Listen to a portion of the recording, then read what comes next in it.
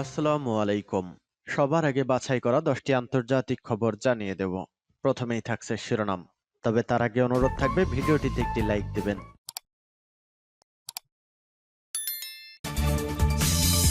ইউক্রেনে পাঠানো পশ্চিমা সামরিক সরঞ্জাম মাটিতে মিশিয়ে দেওয়া হবে বলছে রুশ উপপররাষ্ট্রমন্ত্রী।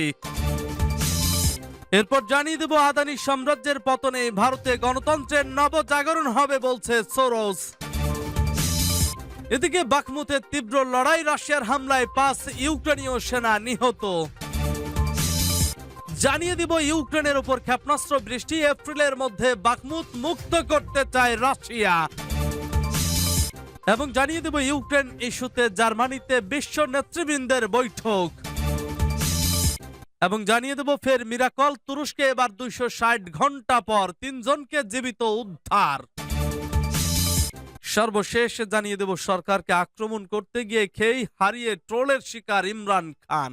শুনছিলেন সংবাদ শিরোনাম, এখন বিস্তারিত। তবে তার আগে অনুরোধ থাকবে ভিডিওটিতে একটি লাইক এবং কমেন্টস করে জানিয়ে দিন আজকের এই ভিডিও সম্পর্কে আপনার মূল্যবান মতামত। আর হ্যাঁ বন্ধুরা, অবশ্যই ঝটপট করে এই ভিডিওটি আপনার বন্ধুদের মাঝে শেয়ার করে ছড়িয়ে দিন আর জানিয়ে দিন আপনি কোন জেলা থেকে বা কোথা থেকে আমাদের সংবাদ শুনছেন এবং দেখছেন।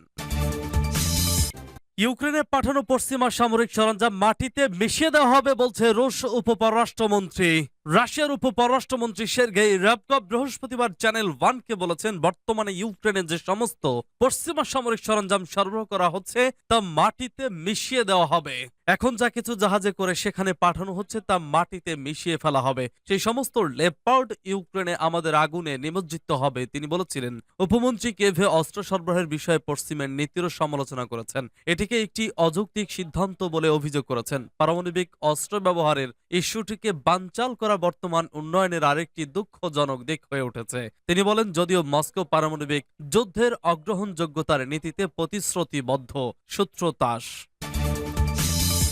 আদানি সাম্রাজ্যের পতনে মোদির পতন শুরু, ভারতে গণতন্ত্রের নবজাগরণ হবে বলছে সোরস। গৌতম আদানির ব্যবসায়িক সাম্রাজ্যের পতন ঘটেছে আর এর থেকেই ভারতের গণতান্ত্রিক পুনরুজ্জীবনের সূচনা হতে পারে, এমনই বিতর্কিত মন্তব্য করলেন মার্কিন বিলিয়নিয়ার বিনিয়োগকারী জর্জ সোরস। তিনি দাবি করেন, আদানি গোষ্ঠীকে কেন্দ্র করে ভারতীয় শেয়ার বাজারে ঝড় উঠেছে। বিনিয়োগের ক্ষেত্র হিসেবে ভারতের প্রতি আস্থা টলিয়ে দিয়েছে এই ঘটনা। মার্কিন শর্ট সেলার হিডেনবার্গ রিসার্চের রিপোর্টের পর ধস নামে আদানি গোষ্ঠীর শেয়ারে। এর প্রভাবে আগামী দিনে বিদেশি বিনিয়োগকারীদের ভারতের টাকা ঢালার বিষয়ে ভরসা কমতে পারে বলে দাবি করেছেন অনেকেই। একই সাথে ভারতের বাজার নিয়ন্ত্রকের বিষয়ে প্রশ্ন তোলা হচ্ছে। এমনকি গৌতম আদানির সাথে প্রধানমন্ত্রী নরেন্দ্র মোদীর সম্পর্ক নিয়েও সরব হয়েছেন দেশটির বিরোধীরা। আর এরই মধ্যে এ বিষয়ে বিতর্ক আরো কয়েক ধাপ এগিয়ে দিলেন মার্কিন ধনকুবের মিউনিক সিকিউরিটি কনফারেন্সের আগে এক বক্তৃতায় জর্জ সোরস। বলেন, মোদি এই বিষয়ে নীরব রয়েছেন, কিন্তু তাকে বিদেশি বিনিয়োগকারীদের এবং পার্লামেন্টে তোলা প্রশ্নের উত্তর দিতে হবে। এই ঘটনার ফলে ভারতের কেন্দ্রীয় সরকারের ওপর মোদির প্রভাব উল্লেখযোগ্যভাবে হ্রাস পাবে। অত্যন্ত গুরুত্বপূর্ণ প্রাতিষ্ঠানিক সংস্কারের সূচনা হবে। আমি ভুলও হতে পারি, কিন্তু আমি আশা করব এর থেকে ভারতের গণতন্ত্রে একটি নবজাগরণের শুরু হবে। বিশ্বের অন্যতম বিনিয়োগকারী জর্জ সোরসের মোট সম্পদ প্রায় 8.5 বিলিয়ন মার্কিন ডলার। এর পাশাপাশি সামাজিক কাজ হিসাবে গণতন্ত্র ও বাক স্বাধীনতার প্রচার করেন। ওপেন সোসাইটি ফাউন্ডেশনের প্রতিষ্ঠাতা তিনি। এই স্বেচ্ছাসেবী সংগঠনের মাধ্যমে দেশ বিদেশে গণতন্ত্র, স্বচ্ছতা এবং বাক স্বাধীনতার প্রচার করেন। শুধু তাই নয়, এই জাতীয় বিষয় নিয়ে কাজ করে এমন গোষ্ঠী এবং ব্যক্তিদের আর্থিক অনুদান দেয় তার এই সংস্থা। হিসাব অনুযায়ী এই রিপোর্টের পর থেকে এখন পর্যন্ত শেয়ার বাজার থেকে প্রায় 120 বিলিয়ন মার্কিন ডলারের মূলধন খুইয়ে দিয়েছে আদানি গোষ্ঠী। সূত্র হিন্দুস্তান টাইমস। বাখমুতে তীব্র লড়াই, রাশিয়ার হামলায় 5 ইউক্রেনীয় সেনা নিহত। ইউক্রেনের যুদ্ধ বিধ্বস্ত বাখমুত শহরের রাশিয়ার হামলায় ইউক্রেনের 5 সেনা প্রাণ হারিয়েছেন। এই হামলায় আরো 9 জন আহত হয়েছেন। ইউক্রেনের এক কর্মকর্তা এই খবর নিশ্চিত করেছেন, খবর CNN এর। বৃহস্পতিবার দেশটির ওই কর্মকর্তা বলেন, বাখমুত শহরে রুশ হামলায় নিহতদের মধ্যে 3 জন পুরুষ ও 2 জন নারী। এতে ক্ষতিগ্রস্ত হয়েছে ইউক্রেনের বেশ কয়েকটি ভবন। দনেতস্ক অঞ্চলের প্রসিকিউটরের পক্ষ থেকে এক বিবৃতিতে বলা হয়, নিহতদের বয়স 32 থেকে 66 এর মধ্যে। বিবৃতিতে আরো বলা হয়, রাশিয়ার এ হামলায় বাখমুত শহরের বেশ কয়েকটি ভবনও ধসে গেছে। রাশিয়ার গোলাবর্ষণের কারণে ইউক্রেনের বাখমুত ছাড়তে নির্দেশ দিয়েছেন দেশটির ডেপুটি প্রধানমন্ত্রী ইরিনা ভোরেটসুক। এ বিষয়ে টেলিগ্রামে তিনি বলেন, এখনো বাখমুতে প্রায় 6,000 মানুষ রয়েছে, যা রীতিমতো অবাক করার মতো। তিনি বলেন, এখনো যারা বাখমুতে অবস্থান করেছেন তারা ঝুঁকিতে আছেন। প্রসঙ্গত, গত কয়েক মাস ধরে ইউক্রেনের বাখমুত শহর দখলের জন্য অদম্য লড়াই করছে রাশিয়া। তবে ইউক্রেন কোনোভাবেই এটি রাশিয়ার কবলে ছেড়ে দিতে নারাজ। ইউক্রেনের উপর ক্ষেপণাস্ত্র বৃষ্টি, এপ্রিলের মধ্যে বাখমুত মুক্ত করতে চায় রাশিয়া।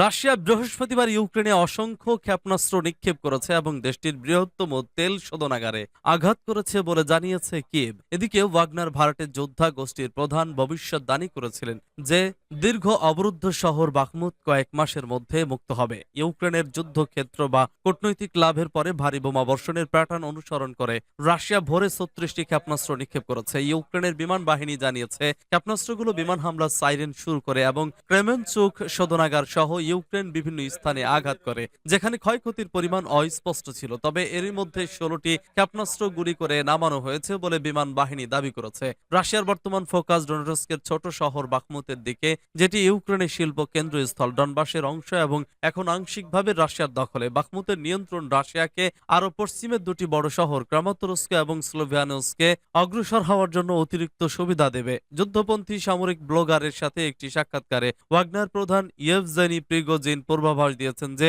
বাখমুত এপ্রিলের মধ্যে মুক্ত হবে। বাখমুত নিতে হলে আপনাকে সমস্ত সরবরাহ রুট কেটে ফেলতে হবে, এটি একটি উল্লেখযোগ্য কাজ। তিনি বলেন, আমরা যতটা চাই তত দ্রুত অগ্রগতি হচ্ছে না। বেসামরিকদের বাঁচানোর বিষয় না থাকলেও নতুন বছরের আগেই বাখমুত নেওয়া যেত। সূত্র আল জাজিরা।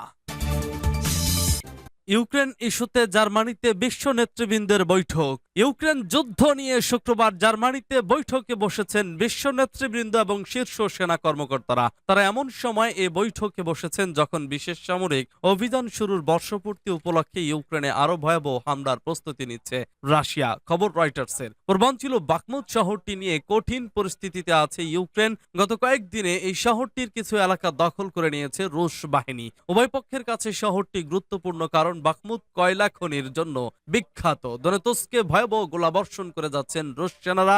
অঞ্চলটির অর্ধেক এখন তাদের নিয়ন্ত্রণে, কিন্তু তাদের মূল শক্তি নিয়োগ করেছে বাখমুতে। শহরটির পূর্বের শহরতলি তাদের নিয়ন্ত্রণে। ইউক্রেন দাবি করেছে বৃহস্পতিবার রাশিয়ার ছোড়া 36টি ক্ষেপণাস্ত্রের মধ্যে 16টি তারা ভূপাতিত করেছে। তবে এ ব্যাপারে রাশিয়া কোনো মন্তব্য করেনি। রাশিয়ার হামলা ঠেকাতে পশ্চিমাদের কাছে দ্রুত আকাশ প্রতিরক্ষা ব্যবস্থা চেয়েছে ইউক্রেন।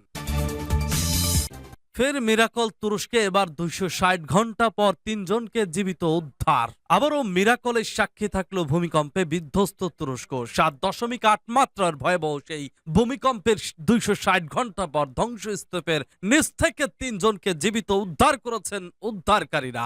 জানা গেছে শুক্রবার তুরস্কের আদিয়ামান প্রদেশের কাহাতা জেলার একিনসি গ্রামের ধ্বংসস্তূপের নিচ থেকে 12 বছরের এক শিশুকে জীবিত উদ্ধার করা হয়। তার নাম